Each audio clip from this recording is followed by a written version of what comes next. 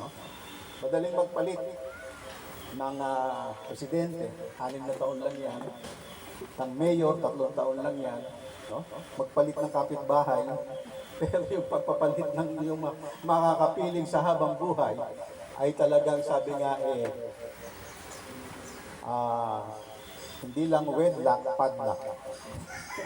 Ibig sabihin talagang till death do you part.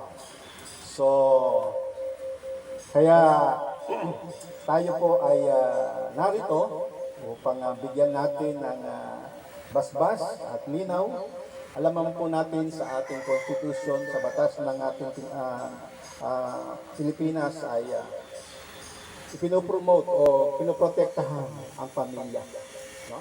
Kasi sabi nga the very foundation of a nation is the institution of family. Pamilya. No? Kasi ito ang pinakamahalaga sa buhay ng tao. Pagdating mo dito sa mundo, pamilya ang masusumpungan mo. Diba? Pagka ikaw ay may mga achievement, may mga narating sa buhay, it's always the family whom you celebrate. Diba?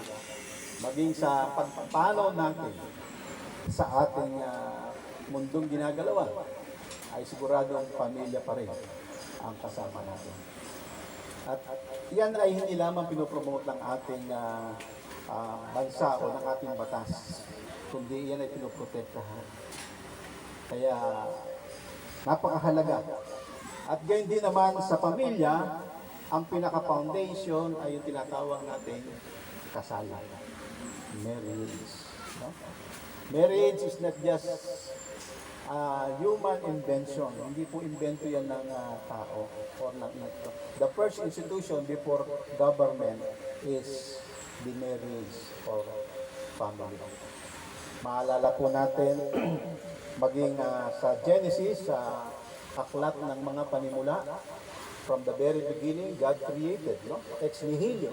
Wala pong nag-invento ng mundo. Ang Diyos lamang. Sa kawalan, nilikha ng Diyos ang lahat. At sa huling nilikha ng Diyos ay ang tao.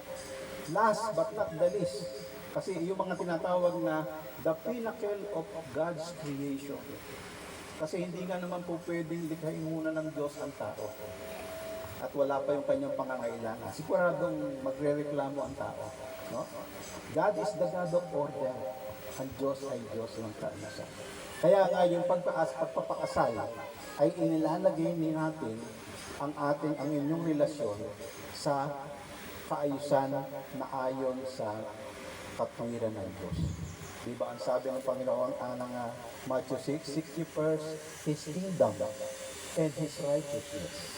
Yun ang kabahagi. Yung magsasama kayo sa bisa ng kasal o pag-aasawa.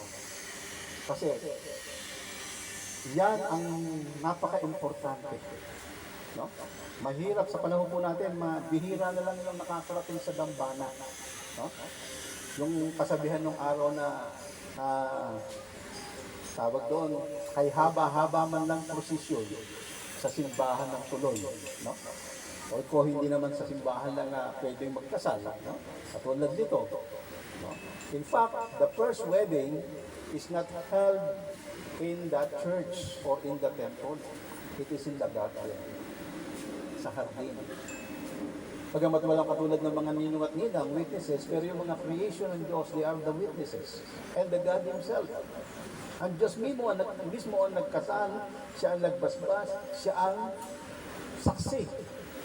Kaya dito po, hindi lamang ang mga ninang inyong pinili ang magiging saksi o witness, kundi ang Diyos. Ang mga pangako yung bibitawan sa bawat isa ay pangako hindi lamang sa amin, kay Mayor, sa mga ninong at ninang, kundi pangako yung sasambitin sa ating Panginoon. Maliwanag po ba yun? So, kung babaybayin po natin, habang inintay po natin yung inyong public document kasi napadlock. Wedlock, napadlock doon sa office din. Pero sabi ko, isunod nyo na lang. Kasi ako, pagka akin nagkakasal, 1 hour before the event, sinisigurado ko na gano'n. Para kung may mga ano, na-arrange natin. But somehow, sabi sa pasunod mo na lang sa akin. No? Ganyan tayo bilang lingkod ng Diyos. At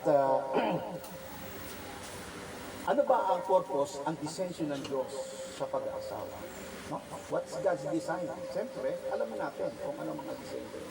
Although na minsan yung iba, nagkakatuluyan sa iba't ibang reason.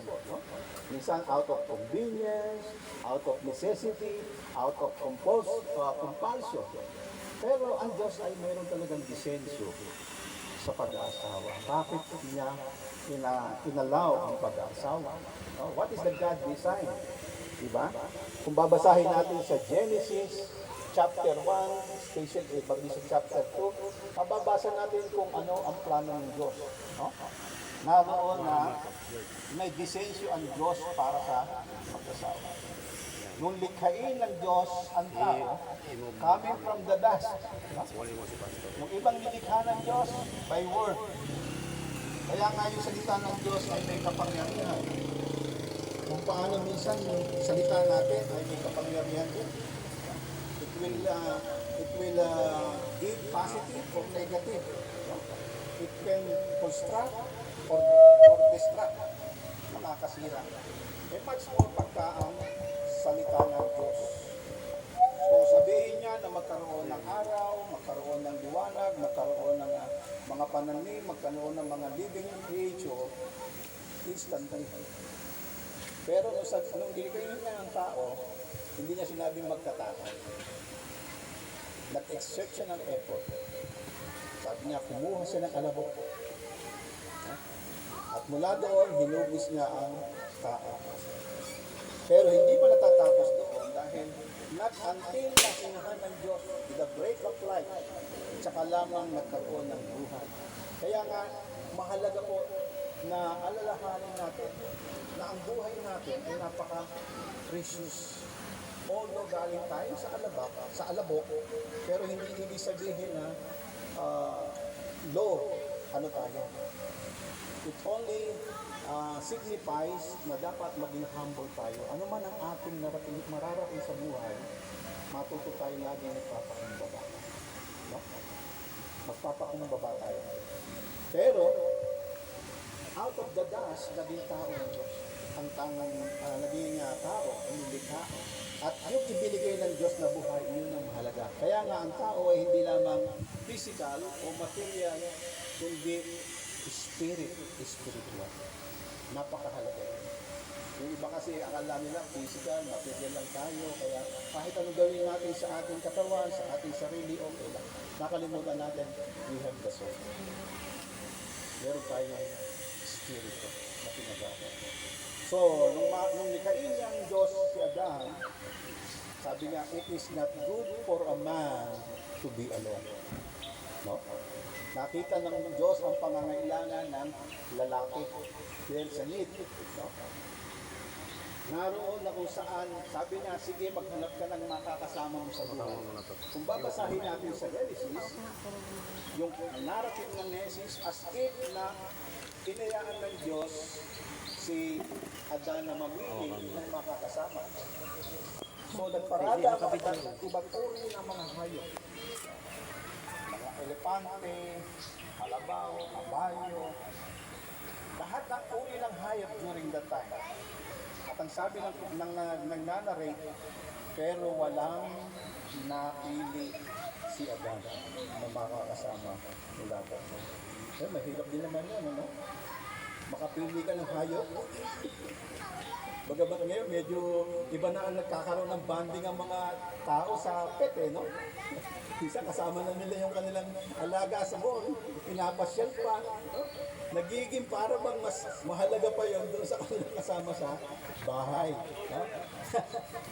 Pero sabi nga, walang makitang makakasama. Eh, bakit? Wise, matalino si Adan. Matalino si Adan. Kaya nung wala siyang napili, ang ginawa ng Panginoon ay pinatulog siya. Si David. No? Ang unang operasyon na naganap ay doon sa Hagin. Sinidate siya At ano ang ginawa ng Diyos? Kung siya'y nahihibig sa tulog, kinuha ng Diyos ang isang bahagi sa kanyang tadyang. Sa kanyang tadyang. Bakit hindi sa ulo? Bakit hindi sa ulo? Kasi nga, alam ng Diyos, baka balang araw, pag sa ulo kinuha, baka si Eva masyadong maging dominante. Maging superior pa siya doon sa kanyang asawa. Which is nangyayari minsan, ano? Ang mga babae, para bang gusto nila, sila yung commander in chief. Tandaan natin, ang Diyos ay Diyos ng kaayusan. Pagka dalawa ang ulo, anong tawag doon?